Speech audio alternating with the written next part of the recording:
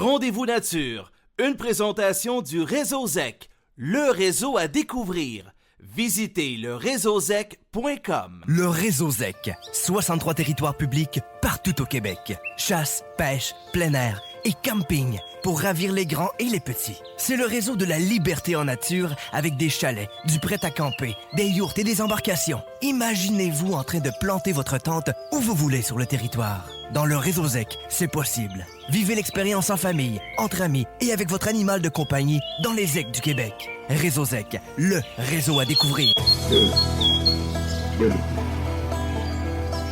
Partout au Québec, vous écoutez l'émission radio consacrée à la chasse, à la pêche et au plein air, Rendez-vous nature.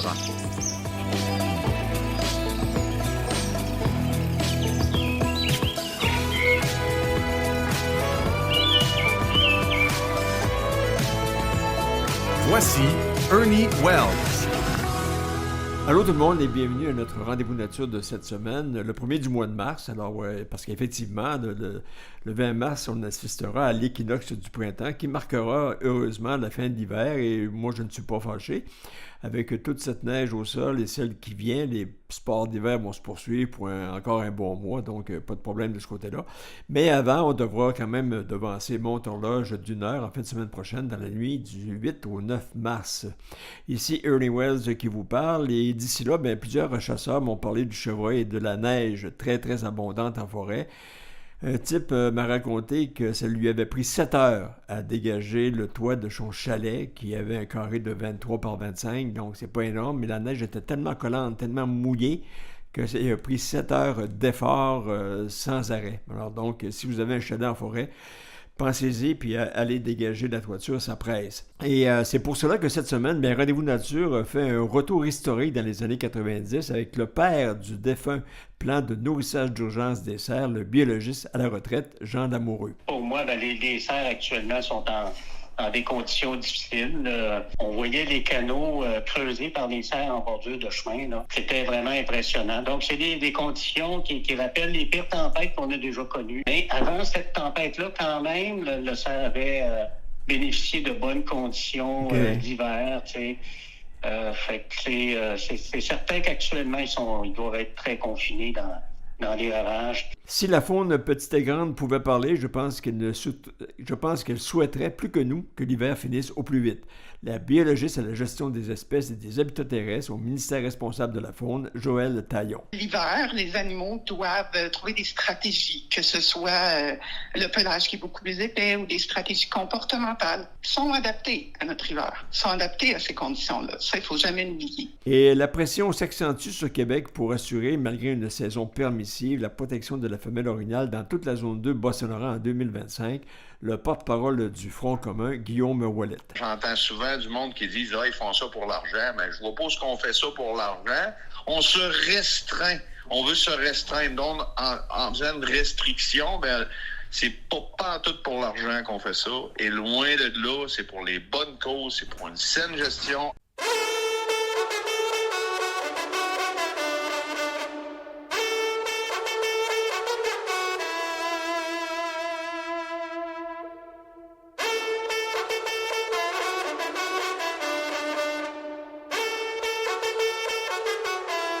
Les fanfares des trompes de chasse de Rallye Québec nous appellent aux nouvelles brèves de la semaine et pour souligner l'engagement et la contribution de personnes ou d'organisations œuvrant à la conservation, à la gestion et à la mise en valeur de la faune au Québec, le ministère de l'Environnement, de la lutte contre les changements climatiques, de la faune et des parcs lance un appel de candidature pour les prix Enfants des Neiges. En 2025, la catégorie coup de cœur de la relève est remplacée par celle qu'on appelle maintenant engagement jeunesse et relève dans le domaine phonique afin d'honorer l'implication exceptionnelle des 30 ans et moins. Les personnes ou les organismes désireux de soumettre une candidature doivent le faire avant le 24 mars 2025 dans l'une des catégories suivantes: bâtisseurs, bénévolat dans le domaine phonique, contribution scientifique et technologique à la faune, engagement jeunesse et relève dans le domaine phonique et innovation régionale pour la conservation de la faune. Et tous les détails et les formulaires sont sur le web à tout simplement Prix Enfants des Neiges. Pêche et Océan Canada précise que cette dernière évaluation scientifique que les géniteurs de la rivière Miramichi au Nouveau-Brunswick étaient de 340 000 bars en 2024 Ça, c'est 200 000 de moins qu'en 2023, où on dénombrait 585 000 géniteurs de bar rayés dans l'estuaire de la Miramichi. En 2017, Pêche et Océan Canada comptait 1 million de géniteurs de bar rayés dans la Miramichi. Il n'y a pas d'explication certaine, sinon peut-être attribuable à des changements de conditions environnementales qui auraient favorisé la perte de autant de géniteurs de bar rayés. Mais leur nombre est quand même important dans le golfe et le bar rayé est un poisson vorace et opportuniste qui inquiète les homardiers et les saumoniers. Et actuellement, le ministère québécois de la Faune est en train d'élaborer le plan de gestion du bar rayé au Québec pour la saison de pêche qui débutera en avril 2026. Et rappelons que les pêcheurs de l'ouest de la ligne imaginaire entre Rimouski et Forestville n'avaient pas accès à la ressource, mais d'après moi, il devrait y avoir accès l'an prochain. J'ai parlé des statistiques du cerf et de l'orignal, mais il y a aussi les récoltes historiques du dindon sauvage en 2024 avec plus de 10 000 grands oiseaux prélevés, soit une augmentation de 11 % sur l'année 2023. Mais c'est aussi en 2024 que l'on a assisté à la première saison de chasse du dindon dans la zone 2 Bas-Saint-Laurent, où les amateurs ont quand même prélevé 115 dindons. C'est pas beaucoup, c'est un début, mais l'oiseau est en migration vers l'est. Et le succès s'est également observé du côté de l'ours noir, alors qu'en 2024, ce fut la deuxième meilleure saison de l'histoire de la récolte des ours noirs, avec 6142 bêtes prélevées et moins que l'année record de 2018, qui affichait alors 6626 bêtes récoltées. Et je m'arrête ici pour une courte pause et au retour, je vous ramène dans les années 90 où les populations de chevreuils ont tellement souffert d'hivers rigoureux que pour assurer la survie d'espèces au Bas-Saint-Laurent, il a fallu les nourrir tout simplement. Alors demeurez avec moi de retour dans quelques minutes.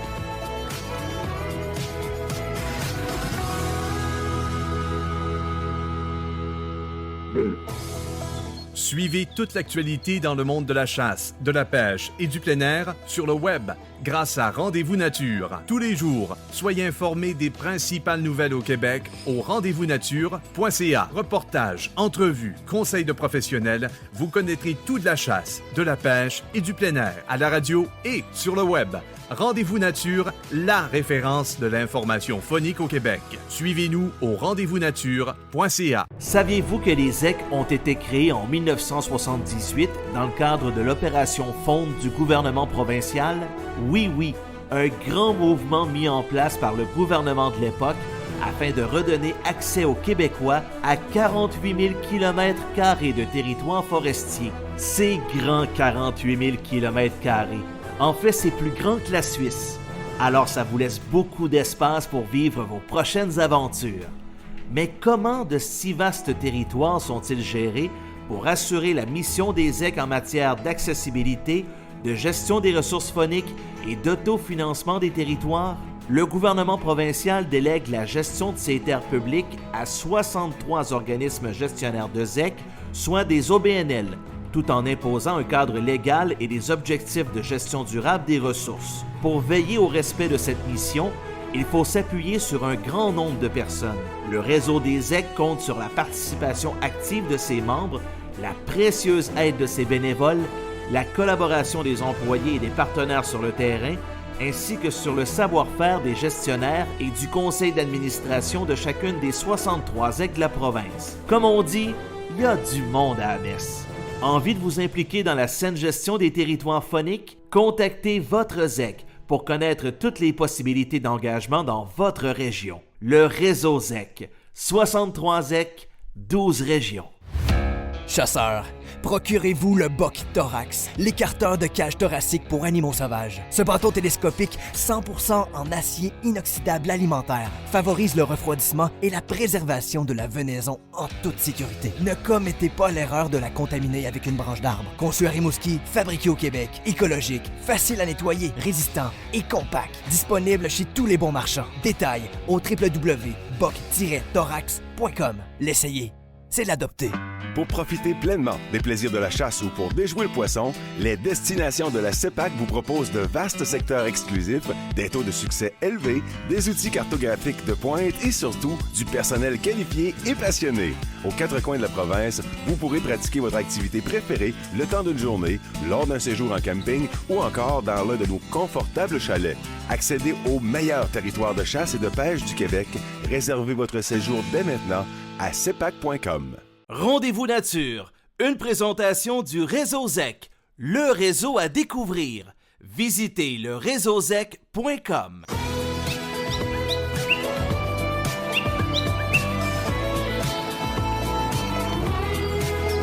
Partout au Québec, de retour à Rendez-vous Nature. Voici Ernie Wells. De retour au Rendez-vous Nature, les 2 dernières tempêtes de neige survenues à la grandeur du Québec ont déversé jusqu'à 116 cm de neige dans l'Est. Ça, c'est presque 4 pieds de neige. De telles précipitations considérables, on va se le dire, de neige en moins d'une semaine dans l'Est du Québec nous font évidemment penser à la faune, surtout de mon côté, puis même du côté de plusieurs, à la survie des chevreuils, des cerfs de Virginie. Et là, je vous ramène aux années 90 où les populations de chevreuils ont tellement souffert d'hivers rigoureux que pour assurer la survie de l'espèce, au Bas-Saint-Laurent, il a fallu les nourrir, ces pauvres petites bêtes. Et je pense au père du plan de nourrissage d'urgence, le biologiste Jean Lamoureux, ex-responsable de la grande faune dans la zone 2 Bas-Saint-Laurent. Jean Lamoureux, je te ramène donc en novembre 1990, en pleine chasse du chevreuil, une énorme tempête de neige de 67 cm avait coincé plus de 325 chasseurs dans le Haut-Pays, des forêts au sud de Rimouski, en plein milieu de la saison de la chasse du chevreuil. À mon avis, les cerfs n'avaient pas pu regagner à temps leur ravage, et là, ce fut l'hécatombe. C'est un peu là que tout a commencé, la dégradation ou le déclin du chevreuil, parce qu'au début des années 90, les populations de chevreuil étaient très importantes. Même, on comptait des milliers de cerfs qui ravageaient dans le canton Varin, près de Duchesnier. Mais là, cette tempête-là a été le début d'une fin qui était annoncée quand même, je pense. Oui, puis ça, comme tu le mentionnais, ça avait commencé assez tôt. Hein? Oui. Mi-novembre, dans ces années-là, déjà à la mi-novembre, la majorité de nos territoires fauniques étaient rendus inaccessibles à cause des chutes de neige. Oui.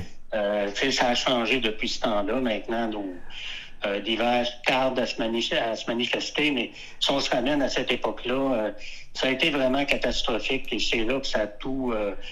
que le cheptel a basculé carrément. Là. Et oui. Ça nous a amené à amener l'interdiction de chasse sur 3 ans dans la zone 2 pour restaurer le peu de cerfs qu'on avait à ce moment-là. Le troupeau de cerfs avait tellement été décimé que même la réserve Rimouski, à qui on donnait le surnom de paradis du cerf de Virginie, le chevreuil de la réserve Rimouski est jamais revenu sur ses pattes.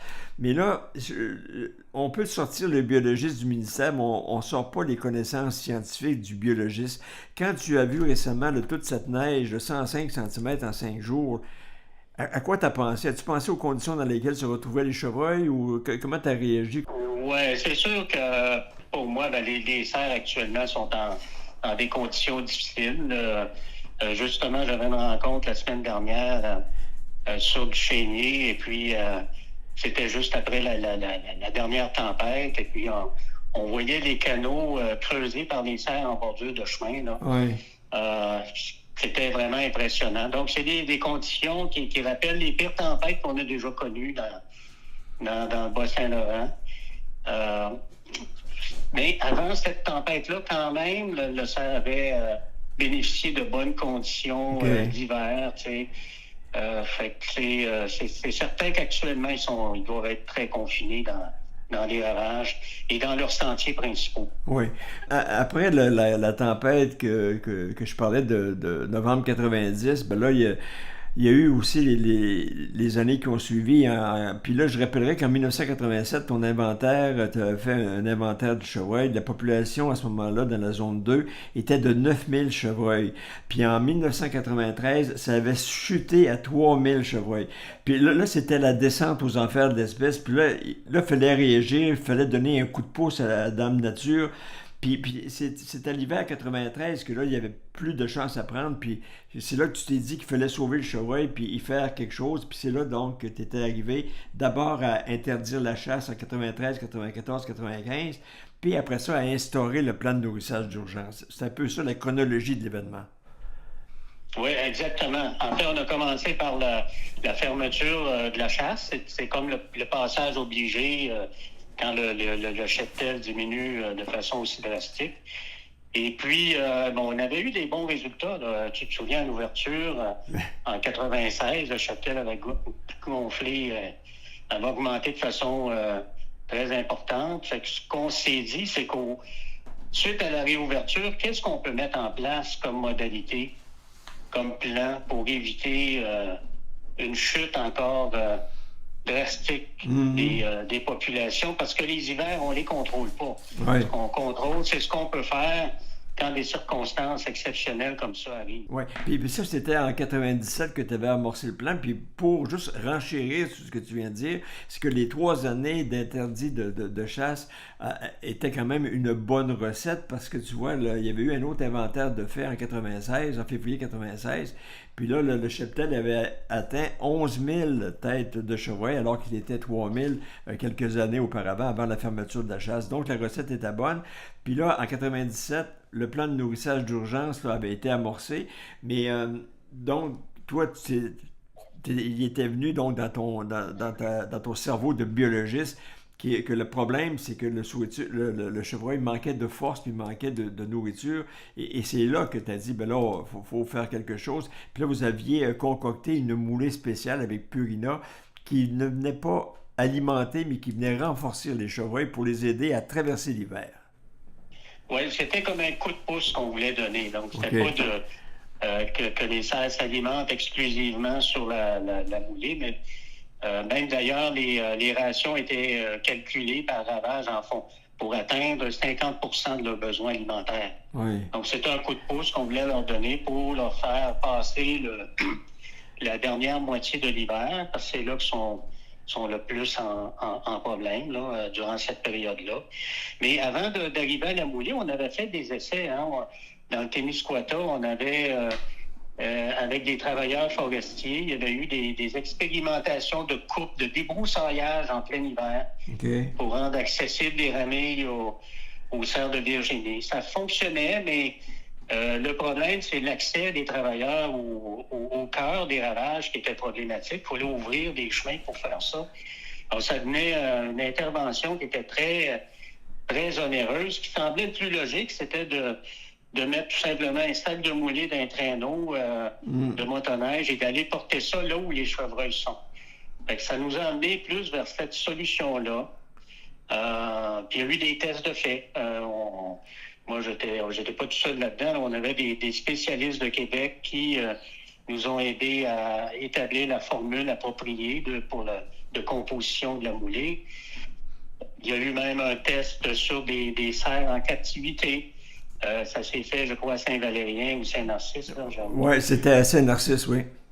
C'est ça, sur des cerfs qui étaient pesés régulièrement toutes les semaines, qui ont été délibérément amaigris pour simuler ce qui se passe en nature. Puis après ça, on leur donnait la moulée, puis on vérifiait s'il y avait si la perte de poids était stoppée, et puis même s'il y avait un regain de poids. Puis on voyait que la moulée, telle qu'elle était préparée, ça avait un effet au niveau de chaque individu qui était suivi. Là. Ouais. Ça, on savait qu'on avait quelque chose là d'intéressant pour élaborer un plan. Oui, puis toujours pour aider au plan que tu avais appelé aussi le plan de redressement du chevreuil, bien, il y avait eu aussi, si je me souviens bien, une augmentation du trapage du coyote. Puis, il y avait même des primes qui avaient été attribuées aux trappeurs pour tant de coyotes, un montant pour chaque pot rapporté. Puis, je voyais qu'en 97, là, selon mes archives, il y avait quand même 261 coyotes qui avaient été prélevés dans 10 ravages dans la zone 2, des 10 plus importants ravages. C'était quand même aussi un autre élément qui avait aidé à la reprise du chevreuil, d'éliminer autant de coyotes qui surtout dans les hivers rigoureux, ben là, il allait directement à l'intérieur des ravages, puis là, il se payait un bon buffet de chevreuil, là. Oui, exactement. En fait, il y avait même 3 volets à notre plan d'urgence. Hein. Il y avait le nourrissage qui a été le plus médiatisé, le plus connu, là. Oui. Le trappage, le piégeage intensif du coyote, tu l'as mentionné, ça l'a aidé à diminuer les pertes par prédation. Mais il y avait aussi un 3e volet, c'est qu'avec les forestiers du ministère de l'Énergie et des Ressources, à l'époque, le ministère des Forêts, on avait accentué la réalisation des plans d'aménagement forestier des ravages, parce que nos ravages, on sortait de la dernière épidémie de la tondeuse des bourgeons l'épinette dans ces années-là, et ça avait laissé, ça avait comme troué le couvert forestier de nos ravages, donc l'habitat était pas très, très intéressant, donc il a fallu accélérer la production de ces plans-là avec eux autres. Je pense qu'en 5 ans, on avait réalisé l'ensemble des plans, on avait une petite cédule de réalisation qui permettait de couvrir tous les ravages de la région. Et puis, c'est ça. Fait que c'était les 3 volets. On travaillait sur l'habitat, on travaillait sur le piégeage, le contrôle de la prédation et sur le soutien par une alimentation appropriée, un aide là, au niveau de l'alimentation pour que nos chevreuils puissent passer au travers des hivers difficiles. Là. Ouais, moi, je me souviens, j'avais fait des campagnes dans le journal là, pour Écho Dimanche et tout ça, puis le thème, c'était « Aidons nos cerfs à passer l'hiver ». La population de chevreuils était rendue à 11 300 chevreuils, puis là, c'est là, à ce moment-là, que c'était la première fois, c'est jamais arrivé depuis 25 ans maintenant, qu'il y avait eu l'émission de 300 permis de femelles. Donc, ça veut dire que tous les éléments mis sur pied et par toi et ton équipe avaient donné de très bons résultats. Puis la dernière intervention a eu lieu en 2008, puis ça, cette année-là, les cerfs avaient profité de 167 tonnes de moulées. C'était vraiment un moyen qui était non seulement efficace, mais qui plaisait manifestement aux chevreuils aussi. Ils avaient découvert cette moulée-là, parce qu'on voit des photos de l'époque, puis c'était incroyable le nombre de chevreuils qui venaient se gaver dans les genres de bacs, là, dans les auges de moulées pour les chevreuils. Là. Oui.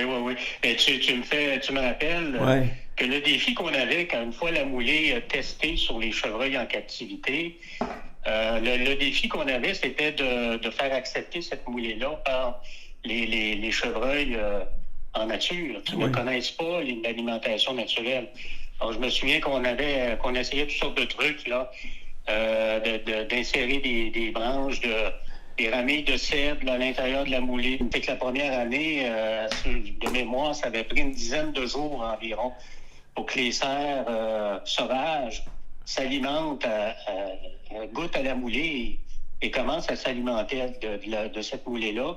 La deuxième année, ça a été 5 jours, puis en dernier, écoute, c'était la journée même, là. Fait que ça a été comme un défi là, qui a été relevé, là. C'est que les cerfs apprennent à trouver à se familiariser avec cette source de nourriture-là.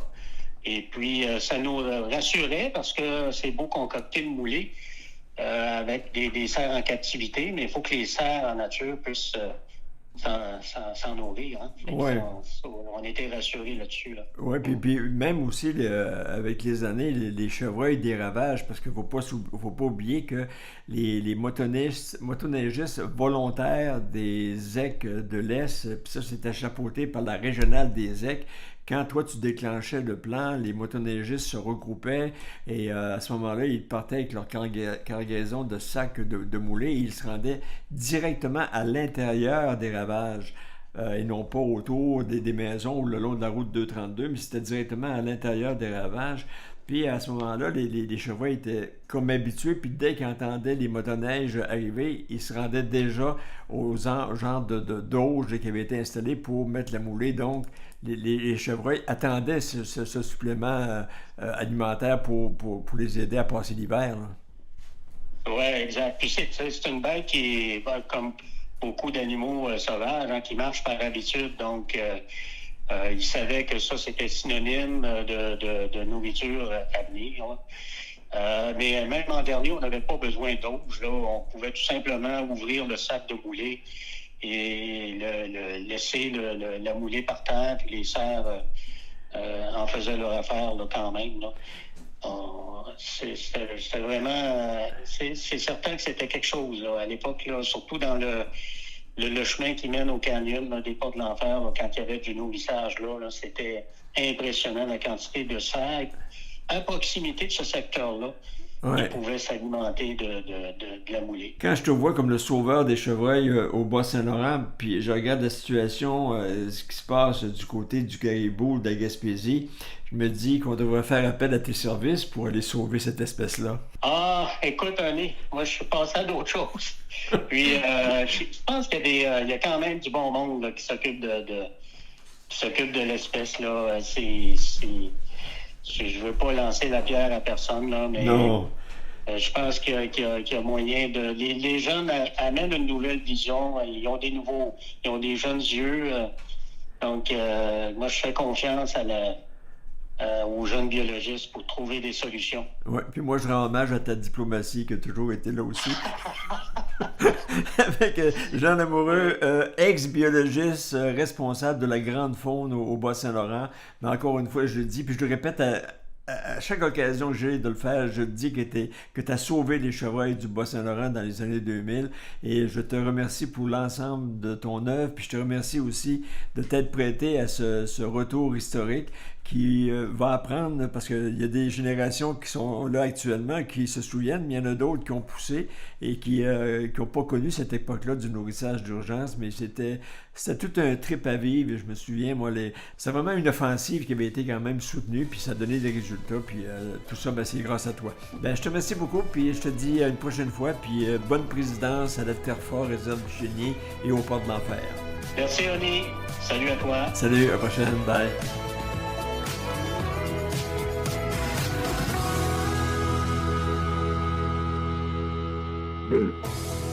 Suivez toute l'actualité dans le monde de la chasse, de la pêche et du plein air sur le web grâce à Rendez-vous Nature. Tous les jours, soyez informés des principales nouvelles au Québec au rendez-vous-nature.ca. Reportages, entrevues, conseils de professionnels, vous connaîtrez tout de la chasse, de la pêche et du plein air à la radio et sur le web. Rendez-vous Nature, la référence de l'information phonique au Québec. Suivez-nous au rendez-vous-nature.ca. Jusqu'en 1978, l'accès au territoire public pour la chasse et la pêche au Québec était réservé à des clubs privés, limitant ainsi l'égalité des chances pour tous les citoyens. En réponse, l'opération Gestion Faune a été lancée en 1977 avec pour mission de garantir une exploitation équitable et durable des ressources fauniques. Cette initiative visait à protéger la faune, à assurer l'accès à tous les Québécois et à encourager la participation des utilisateurs dans la gestion de ces ressources. En 1978, les ZEC ont vu le jour, avec une mission unique, gérer démocratiquement ces territoires publics par des associations sans but lucratif. Les bénéfices générés sont entièrement réinvestis dans la conservation et la valorisation des ressources fauniques au cœur de leur mission. Le réseau ZEC, c'est 48 000 km² de territoire forestier. À l'automne, c'est la chasse au petit gibier et au gros gibier, mais c'est aussi le petit manteau au bord du feu en fin de soirée. C'est aussi s'emmitoufler dans son sac de couchage après une longue journée à se promener dehors. C'est aussi la première gorgée de café le matin qui nous réchauffe l'intérieur alors qu'il ne fait que 2 degrés dehors. Mais comme on dit, et qu'on est bien dans le bois. Le réseau ZEC, 63 ZEC, 12 régions. Chasseurs, procurez-vous le Buck Thorax, l'écarteur de cage thoracique pour animaux sauvages. Ce bâton télescopique 100% en acier inoxydable alimentaire favorise le refroidissement et la préservation de la venaison en toute sécurité. Ne commettez pas l'erreur de la contaminer avec une branche d'arbre. Conçu à Rimouski, fabriqué au Québec, écologique, facile à nettoyer, résistant et compact. Disponible chez tous les bons marchands. Détails au www.buck-thorax.com. L'essayer, c'est l'adopter. Pour profiter pleinement des plaisirs de la chasse ou pour déjouer le poisson, les destinations de la CEPAC vous proposent de vastes secteurs exclusifs, des taux de succès élevés, des outils cartographiques de pointe et surtout du personnel qualifié et passionné. Aux 4 coins de la province, vous pourrez pratiquer votre activité préférée le temps d'une journée, lors d'un séjour en camping ou encore dans l'un de nos confortables chalets. Accédez au meilleur territoire de chasse et de pêche du Québec. Réservez votre séjour dès maintenant à cepac.com. Rendez-vous Nature, une présentation du réseau ZEC, le réseau à découvrir. Visitez le réseauzec.com.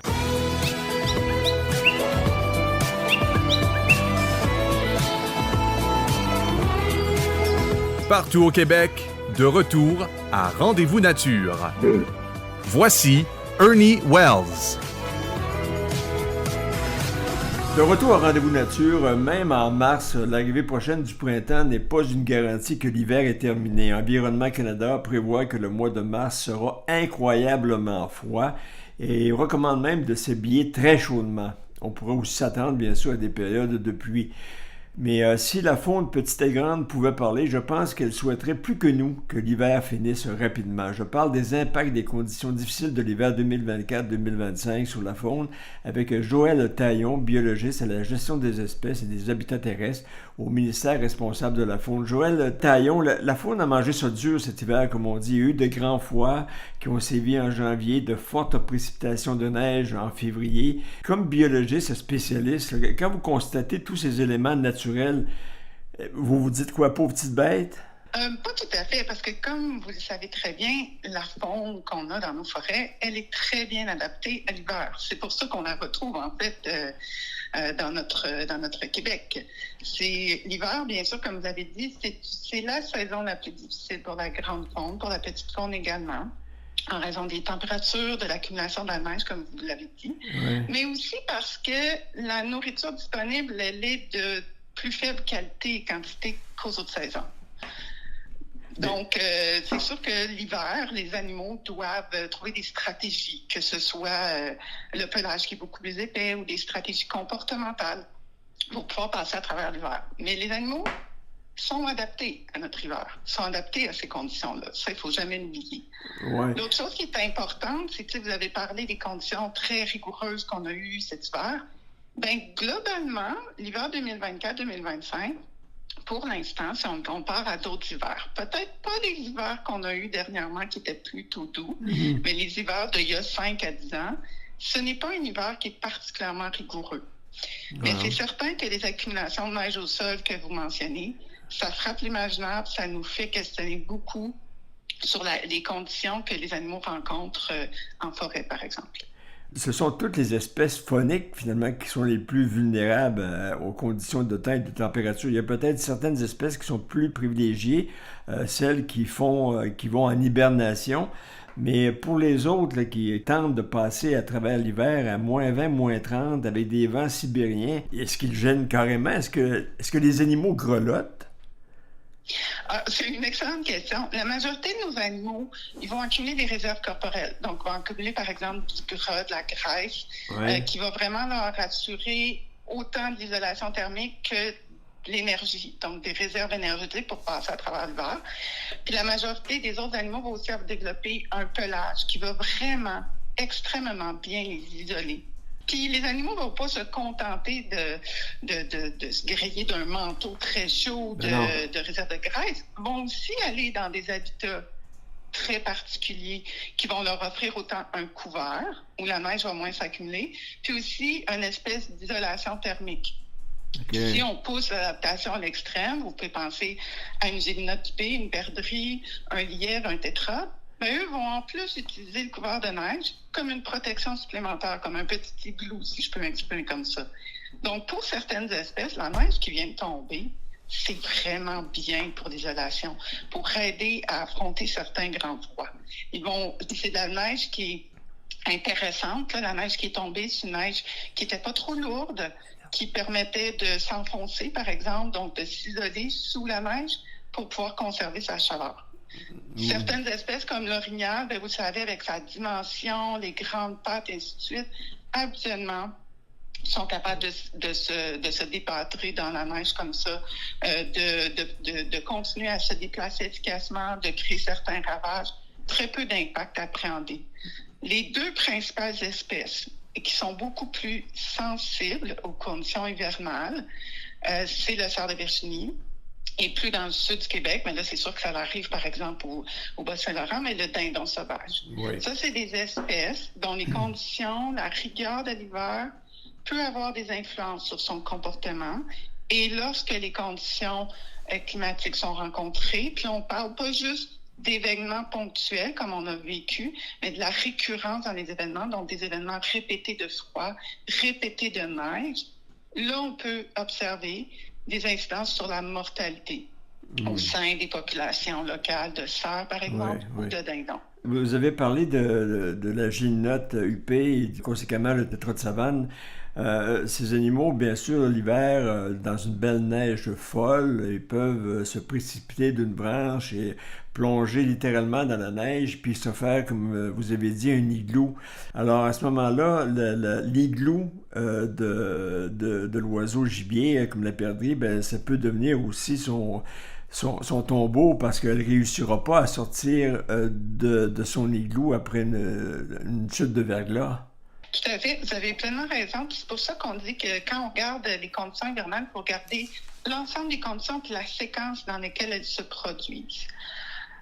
Donc, dans ce cas-ci, quand on a une couche de neige, de glace ou de cristaux de glace qui peut se produire par-dessus la couverture neigeuse, mais ça change complètement la donne pour certaines espèces. Ça, vous avez pleinement raison. Donc, c'est des choses qu'on peut observer, qu'on peut aller quantifier. Il y a différents modèles qui le font. Puis si on pousse aussi la note, les événements de pluie sur neige que vous décrivez, tout dépendant où ça arrive et à la période où ça arrive, là, c'est pas le cas cette année, mais c'était le cas d'autres hivers ou d'autres milieux. Ça peut aussi sceller le sol, par exemple. Et pour des animaux qui ont besoin d'atteindre le sol pour se nourrir, gratter jusqu'au sol, par exemple, ça peut être aussi une conséquence. Donc, vous avez raison, mais ce qui est important de regarder avec l'hiver, c'est la séquence puis la répétition des choses, puis quand est-ce qu'elles arrivent. Oui, mais est-ce que des animaux, là, peu importe lesquels, peuvent succomber à des engelures? Même chez l'humain, on parle d'hypothermie. Est-ce que ça se retrouve aussi chez des bêtes? Là, ça peut être anecdotique, mais ça va être surtout des animaux dont la condition physique, elle est dégradée déjà. Des animaux qui ont déjà perdu leur réserve corporelle, par exemple, qui les expose aux intempéries, qui les expose au froid. Des animaux, on peut parler de l'orignal vers la fin d'hiver, qui ont été... les animaux, des fois, on voit des animaux très affectés par la tique d'hiver d'orignal, où il va y avoir beaucoup d'alopécie, de perte de poils. Ça peut générer des pertes de chaleur, ça peut générer des enjeux de conservation de la chaleur.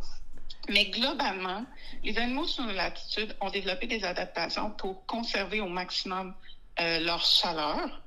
Et dans des conditions extrêmes, comme je vous le dis, de perte de conditions physiques ou d'exposition à d'autres facteurs comme une maladie, un parasite, là, le froid peut devenir vraiment un enjeu. Mais ce qui est important, c'est le fait que dans notre gestion du cerf, on s'est assuré de pouvoir adapter selon l'apparition d'hivers rigoureux, par exemple. Si on a un hiver très rigoureux, qui a beaucoup de mortalité naturelle, il va y avoir une adaptation spécifique pour diminuer la mortalité qui vient de la chasse, pour permettre aux cheptels de se remettre et ensuite reprendre.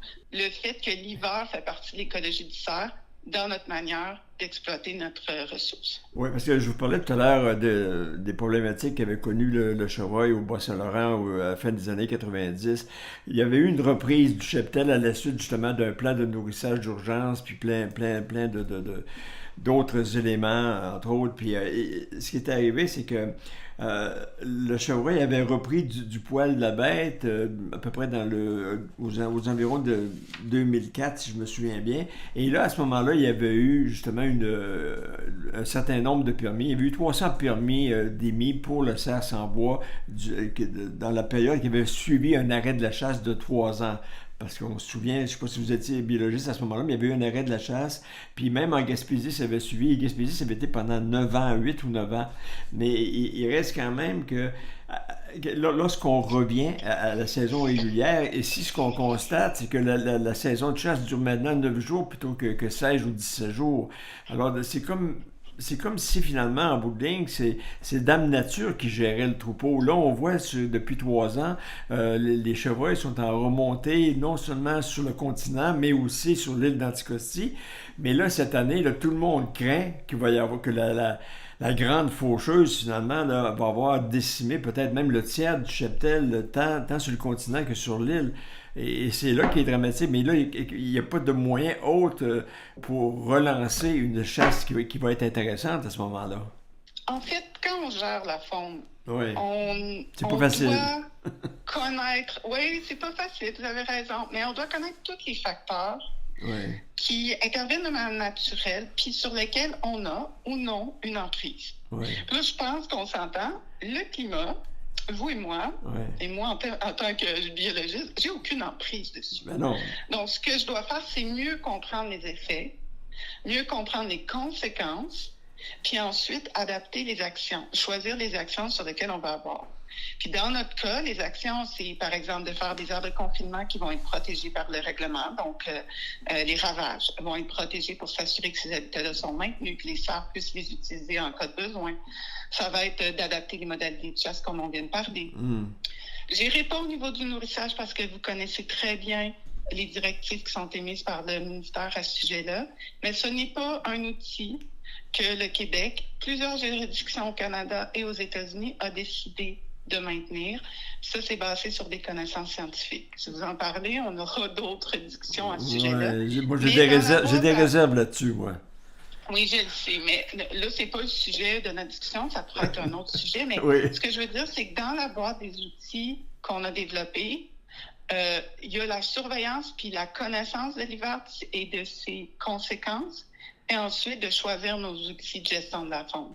Puis c'est certain que dans les latitudes où vous me parlez, à la limite de où le cerf s'établit adéquatement, si on parle de Bas-Saint-Laurent-Gaspésie, où il y a beaucoup plus d'habitats d'orignaux que de cerfs, je pense que vous serez d'accord avec moi, bien, c'est sûr que chaque année ne sera pas équivalente à l'autre et que l'hiver va continuer à avoir un impact qu'il faut absolument considérer. Bon. Alors, avec toutes ces informations, Mme Joëlle Taillon, biologiste à la gestion des espèces et des habitats terrestres au ministère responsable de la faune, je vous remercie de votre participation. Puis l'invitation que vous m'avez lancée de parler du nourrissage d'urgence, c'est pas tombé dans l'oreille d'un sourd. Puis je vais sûrement faire une demande prochainement pour qu'on consacre peut-être 10 minutes uniquement à parler de cet aspect d'intervention qui a sauvé des espèces chevreuils au Bas-Saint-Laurent et en Gaspésie dans les fins des années 90 puis vers la mi des années 2000.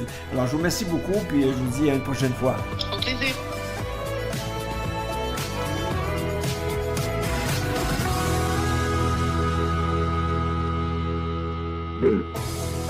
Suivez toute l'actualité dans le monde de la chasse, de la pêche et du plein air sur le web grâce à Rendez-vous Nature. Tous les jours, soyez informés des principales nouvelles au Québec au rendez-vous-nature.ca. Reportages, entrevues, conseils de professionnels, vous connaîtrez tout de la chasse, de la pêche et du plein air à la radio et sur le web. Rendez-vous Nature, la référence de l'information phonique au Québec. Suivez-nous au rendez-vous-nature.ca. Pour profiter pleinement des plaisirs de la chasse ou pour déjouer le poisson, les destinations de la CEPAC vous proposent de vastes secteurs exclusifs, des taux de succès élevés, des outils cartographiques de pointe et surtout du personnel qualifié et passionné. Aux quatre coins de la province, vous pourrez pratiquer votre activité préférée le temps d'une journée, lors d'un séjour en camping ou encore dans l'un de nos confortables chalets. Accédez au meilleur territoire de chasse et de pêche du Québec. Réservez votre séjour dès maintenant à cepac.com. Rendez-vous Nature, une présentation du Réseau ZEC, le réseau à découvrir. Visitez le réseauzec.com.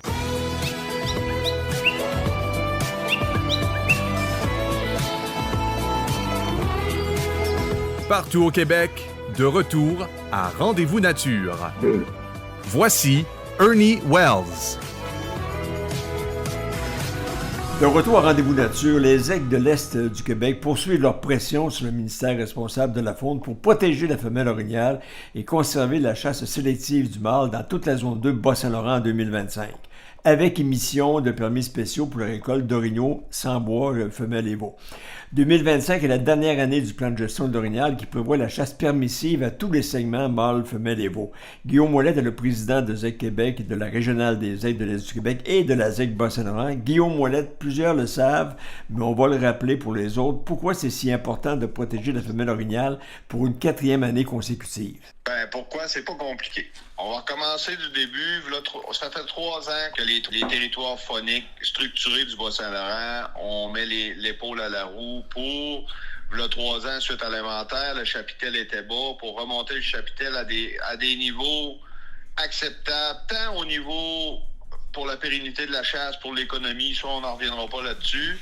Fait qu'on on a fait ça depuis 3 ans. On est à la dernière année de l'ancien plan de gestion. Présentement, le chapitel orignal, je le répète, il va bien. on peut se féliciter, on a réussi, ça va bien en forêt, les chiffres le disent, les jours chasse, les récoltes, les classes d'âge, ça va bien.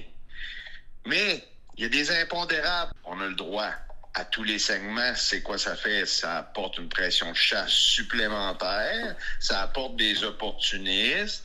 Et présentement aussi, on a l'épaisseur de neige en forêt qui est un impondérable. Et sans oublier les coupes forestières suite au Chablis ont été chercher incroyablement de la matière ligneuse, mature, fait que les orignaux sont à découvert et tout ça.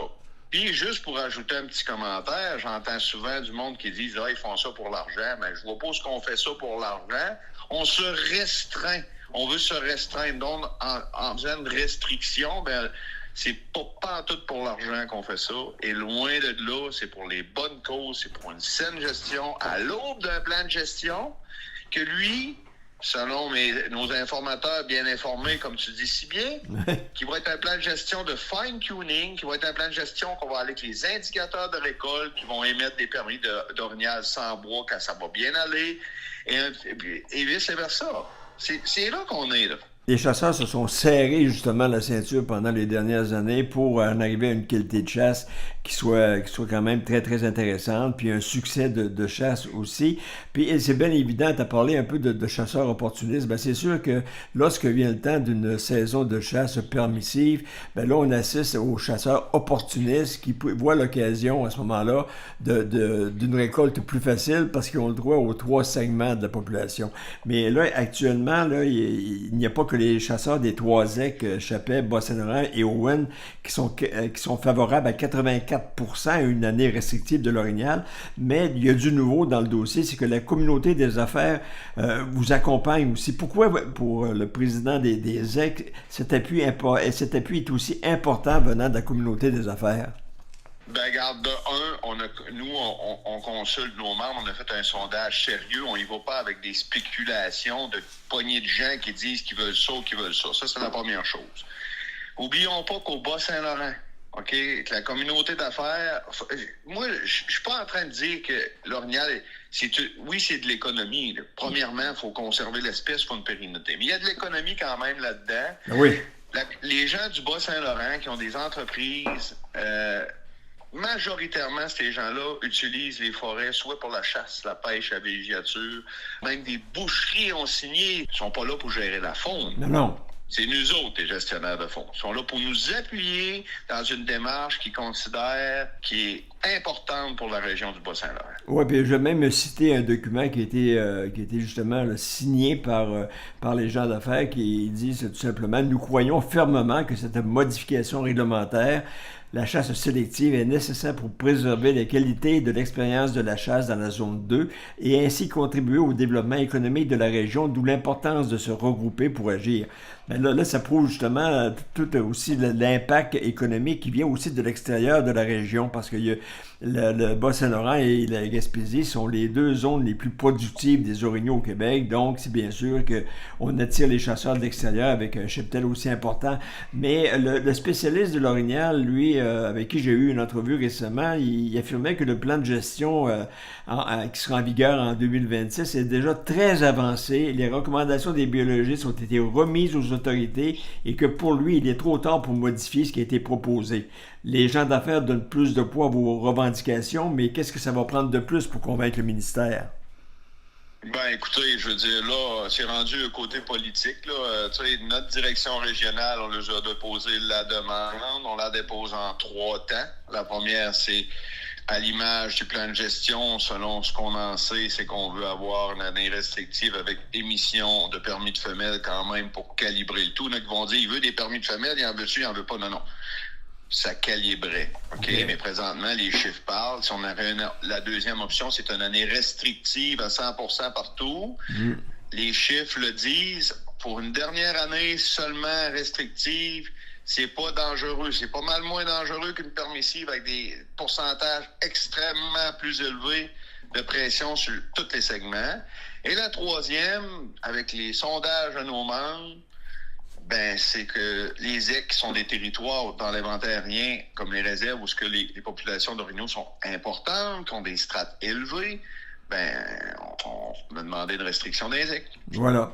Mais Guillaume Ouellette, vous avez rencontré il y a quelques jours la députée et ministre des Forêts, Maïté Blanchette-Vizina. Vous lui avez remis un dossier très, très complet qui précise votre action puis vos objectifs. Est-ce qu'elle vous a donné son appui? L'appui, je veux dire, on a été très bien reçus, mais vous savez très bien qu'en politique, donner des appuis directs, c'est très rare. Par contre, elle a cheminé le dossier de la bonne façon, mais moi, je l'ai cheminé de la bonne façon aussi. Ouais. Mais pour vous dire que donner son appui... non. Directement, non. Mais vous attendez quoi de la ministre? On l'a rencontré quand même, c'est notre député de la région. Oui, vous allez me dire qu'être aux forêts, c'est important, on le sait, on en reparlera plus tard, mais il fallait quand même que je l'informe que sa communauté d'affaires, les gens de sa circonscription, on suit ces gestionnaires de fonds-là. Okay. Mais je pense qu'elle va parler à son homologue, son collègue de travail pour dire hey, j'ai mes gens du Bas-Saint-Laurent, partie de mes électeurs qui disent il y a un problème ici, là. Est-ce que je peux avoir de l'aide de ton ministère? Moi, je pense que ça va se rendre là. À quelques reprises, dans certains dossiers, on a vu que le député de Matane, Pascal Bérubé, intervenir même pour le comté de Rimouski, comme dans le fief, si on peut dire, de Mme Maïté Blanchette-Vizina. Est-ce que vous avez aussi l'intention de frapper à la porte de Pascal Bérubé? Pascal Bérubé, il y a d'autres dossiers phoniques qui sont limitrophes à nous. On les nommera pas, qui a donné, lui, son opinion. Pascal Bérubé a obtenu copie de notre document qui a été déposé au ministre et à Mme Blanchette-Vizina. OK. Guillaume Ouellette, en entrevue sur la récolte de l'orignal qu'on avait fait en 2024, tu avais affirmé que l'orignal de la ZEC était devenu trop accessible, trop vulnérable. Au sud de Rimouski, tu disais que ce sont des terrains de golf. Les gibiers n'ont plus de place pour s'abriter, pour se cacher. Tu dis qu'il était minuit -5. Je t'ai entendu dire qu'il était minuit et 5. Est-ce qu'il y a encore de l'espoir pour sauver la chasse, pour sauver la femelle en 2025? Comme on dit en québécois, faut brasser la soupe tandis qu'elle est chaude. Là. C'est sûr que jour après jour, dans la prochaine semaine, on va toujours s'informer parce que, tu sais, quand on étire ça dans le temps, on arrive à des dates butoirs, puis les dates butoirs, on peut rien à faire. Est-ce qu'il est trop tard? Non. Puis on suit ça religieusement, effectivement. Alors donc, on va voir tout ce qui va se passer. Guillaume Ouellette, bonne chance dans toutes vos représentations, tant du côté de la députée ministre que du ministre Benoît Charette, en espérant que vous y trouviez une oreille très attentive. Je te remercie beaucoup, puis je te dis à une prochaine fois. Merci.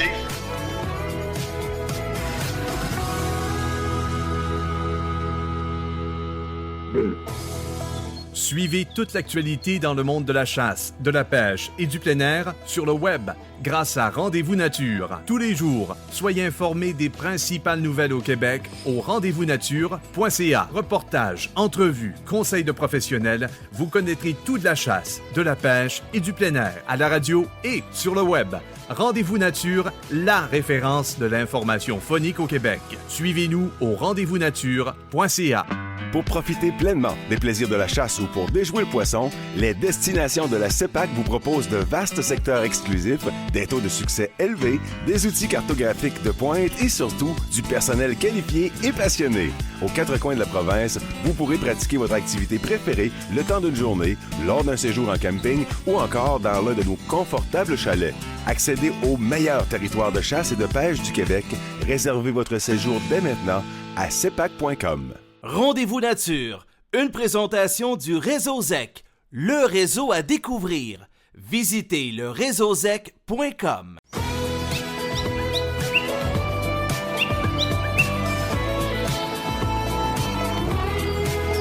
Partout au Québec, de retour à Rendez-vous Nature. Voici Ernie Wells. Et voilà, c'est ainsi que j'ai vu et préparé pour vous cette émission Rendez-vous Nature de cette semaine qui nous approche encore une fois du printemps. Et on me rapporte que la grande faune est de plus en plus présente sur les sentiers battus pour les motoneiges. Avec cette neige, les cervidés et orignaux quittent leur quartier d'hiver pour se déplacer sur des sentiers fréquentés par de nombreuses motoneiges. Alors, si vous êtes l'un d'eux et à la vue d'un cerf ou d'un orignal, mais vous devez stopper, couper le moteur et attendre que l'animal quitte le sentier, retrouver la forêt. Profitez-en à ce moment-là pour regarder autour de vous et admirer la nature. Et dans les sentiers, les cervidés ont la priorité de passage avant les motoneiges. La fuite devant une motoneige ou un VTT essouffle le cerf et l'orignal, produit une grande quantité d'acide lactique et l'oxygène vient à manquer. Des douleurs, nausées et vomissements se manifestent et causent la mort du cervidé. Les femelles sont plus vulnérables puisqu'elles sont en gestation. Et dites-vous que le motoneigiste fautif est passible de sanctions très sévères. Alors, si vous êtes témoin d'une poursuite d'un cervidé par une motoneigiste ou que vous retrouvez un orignal ou un cerf mort dans un sentier de motoneige, bien communiquez sans tarder avec SOS Braconnage au 1-800-463-2191 ou par courriel à centralesos@mfp.gouv.qc.ca. Je pense qu'en appelant la Sûreté du Québec, ça ferait la job aussi. Je vous rappelle qu'on peut aussi entendre et réentendre cette émission sur rendez-vous-nature.ca, le journal lesoir.ca, Rimouski, sur Balado Québec et aussi depuis peu sur YouTube. Allez donc dégager de la toiture de votre chalet en fin de semaine et ici au New-West, faites attention à vous et à vos proches. À la semaine prochaine pour un autre Rendez-vous Nature. Rendez-vous Nature, une présentation du Réseau ZEC, le réseau à découvrir. Visitez leréseauzec.com. Poursuivez l'aventure Rendez-vous sur le web en consultant nos nouvelles au rendez-vous-nature.ca, à la radio et sur le web. Rendez-vous Nature, la référence de l'information phonique au Québec.